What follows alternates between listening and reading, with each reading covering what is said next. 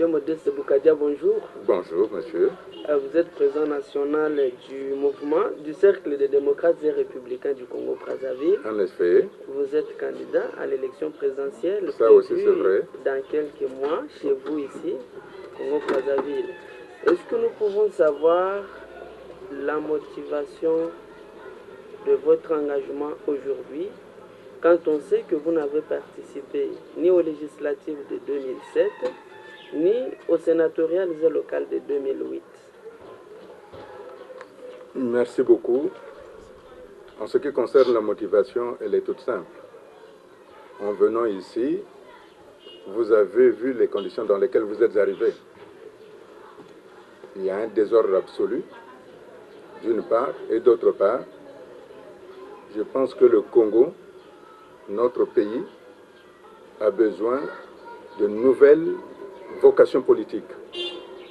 Parce que celle qui est là, celle qui a commencé la République, la Deuxième République, en 1963, elle est usée.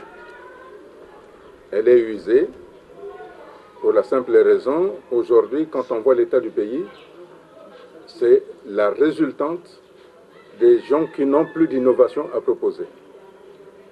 Et c'est tant mieux que je n'ai pas participé au sénatorial, ou au local, ou au municipal, ou au législatif.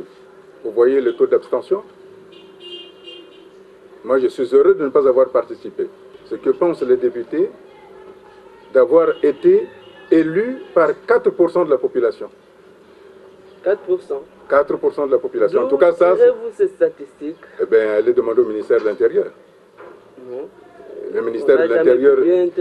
Ah ben évidemment, il ne peut pas le publier. Mais l'Union européenne a même recommandé au gouvernement congolais de recommencer ces élections. Elle n'a pas été écoutée.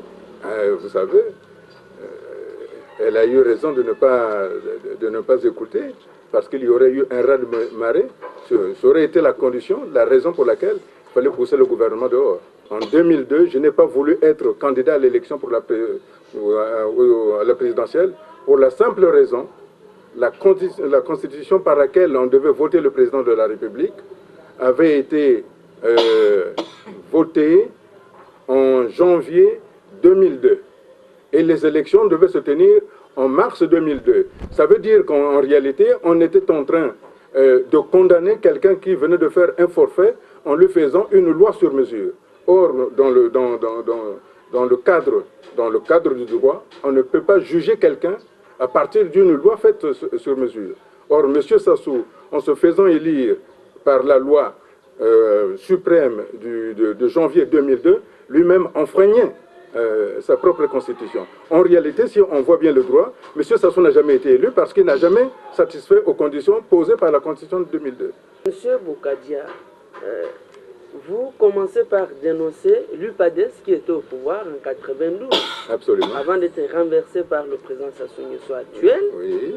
C'est-à-dire que vous ne partagez ni la politique de l'UPADES, aujourd'hui à l'opposition, ni la politique du PCT, aujourd'hui au pouvoir. Absolument. Si l'UPADES, quand je dis l'UPADES, je ne parle pas de la Bouenza, du Nyari, ni de l'Alekumu. Je parle de l'UPADES, c'est-à-dire le parti qui a gagné le pouvoir après la conférence nationale souveraine. Si l'UPADES avait bien géré, nous n'en serions pas là. Donc avant qu'ils se disent qu'ils sont dans l'opposition, il faut d'abord qu'ils fassent leur autocritique dans le fait que ce sont eux, c'est l'UPADES qui nous a poussés dans cette situation. Pas du tout. L'UPADES fait partie prenante de la situation actuelle. Elle est partie prenante parce que c'est à partir de là que cette situation est arrivée. Si l'UPADES n'avait pas violé, soi-disant, la Constitution, si l'UPADES avait bien dirigé, nous n'en serions pas là. M. Sassou a expliqué le coup d'État parce qu'il y a eu des violations. Et que dites-vous au PCT qui prépare un candidat, le PCT ou le RMP, qui a aussi un candidat à l'élection présidentielle? Si aujourd'hui, le PCT présente le candidat, en l'occurrence, en la personne de M. le Président de la République, je crains que c'est une erreur fatale pour le PCT et pour le Président de la République. Parce que cette compétition qui va s'annoncer, lorsque les conditions seront réunies, se rend difficile pour tout le monde, et surtout pour lui. Donc pour vous, le PCT n'aurait pas dû préparer un candidat? Le PCT n'a pas la légitimité de présenter le candidat. Parce que c'est lui qui nous a mis dans cette situation intenable. Donc vous chargez le PCT et l'UPADES comme architecte du malheur du Congo. La responsabilité fondamentale provient à ceux qui ont créé le Parti congolais du travail, c'est-à-dire ceux qui étaient depuis l'origine le MNR, le CNR, le PCT, et par la suite, lorsque la conférence nationale souveraine est arrivée, il y a eu l'éclatement du PCT, ou tout au moins le PCT s'est auto-éclaté pour pouvoir s'introduire dans les autres partis démocratiques, afin d'avoir ce qu'on peut appeler les éléments dormants du PCT. Et aujourd'hui, ces éléments dormants du PCT, ce sont ceux qui sont des nuisibles pour la République. Tout candidat à l'élection présidentielle doit avoir des contributions. Moi, je fais les contributions pour dire à l'ensemble du peuple congolais ce que je veux faire, ce que je leur propose par des écrits. Je ne fais pas des anathèmes, des entrejambes comme les autres, puisqu'ils se connaissent. Et ils ont géré ensemble. Qu'on me dise, pourquoi aujourd'hui, on ne voit que M. Sassou, le mauvais gérant du pays. Mais tous ceux qui briguent la présidence aujourd'hui, dont on entend ici et là, ils ont géré le pays.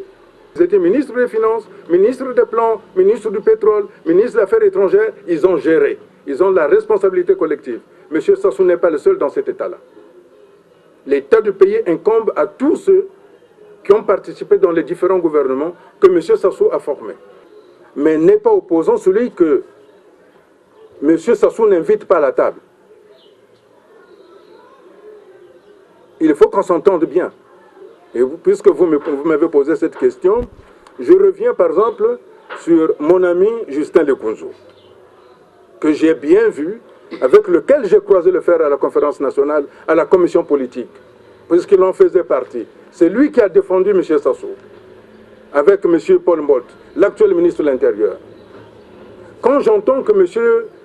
Lekunzu est contre M. Sassou, mais je ris. Je ris. Et quand vous entendez que M. Nzon est contre Sassou, que faites-vous? Mais je ris aussi. Ils ont été ensemble, enfin. Mais quand vous entendez que Ngolonele est contre Sassou, vous riez toujours. Nesta Mabiala contre Sassou, Kim Foncia contre Sassou, ça va? Comme ça va? Parlons du général Ngolonele. Oui. Il est partie prenante du pouvoir. Ses enfants sont aux affaires. Si aujourd'hui, le pouvoir saute, si quelqu'un d'autre en dehors de moi qui dit qu'il n'y aura pas de chasse aux sorcières, on chasse son fils, qu'est-ce qu'il va faire? Économiste de votre État, est-ce que vous pouvez nous dire en quelques mots les points que vous reprochez à l'administration actuelle? Mais tout. Tout. Globalement? Globalement, tout. Mais enfin, vous voyez, je vous dis que l'État n'existe pas. L'État, c'est des copains, des adhérents incompétents à qui on a donné des postes. Peut-être vous qui habitez en France, vous ignorez quelque chose du Congo. Êtes-vous au courant qu'il y a une autoroute qui va relier Brazzaville à Pointe-Noire, financée par l'État que vous critiquez aujourd'hui? C'est la communauté européenne. Écoutez, monsieur, le Congo a beaucoup d'argent. Comment voulez-vous? Nous allons bientôt avoir 63 ans d'indépendance. 50 ans d'indépendance. L'axe principal qui devrait réunir la capitale économique et la capitale politique, soit donné à l'Union européenne pour la construire. Alors que nous sommes plus riches que la France. Lorsqu'on va restaurer cette république-là, avec son État et les institutions qui vont avec, l'ensemble de la population sera amené par le gouvernement d'union nationale que je mettrai en place, qui va donc unir l'ensemble des Congolais de toutes les régions du Congo lancer ce que j'appelle moi le marché intérieur. C'est ce marché intérieur qui va nous permettre à résorber l'ensemble des problèmes que nous connaissons. Entre autres, quand vous avez eu un bien et que ce bien a été détruit, il est nécessaire de le rembourser, de faire un dédommagement. C'est dans la loi de la nature. En Europe, même quand il y a eu des guerres, on a dédommagé des gens. Il n'est pas normal qu'au Congo, lorsque, pour des intérêts privés de leaders politiques, on détruit des maisons, on viole les femmes, on envoie des gens dans les forêts, qu'il y ait des fausses communes, qu'on ne fasse rien pour ces victimes innocentes qui n'avaient rien à faire parfois. Ce sont des gens qui n'ont jamais eu un cachet d'aspirine de la part des gouvernements qui sont passés successivement.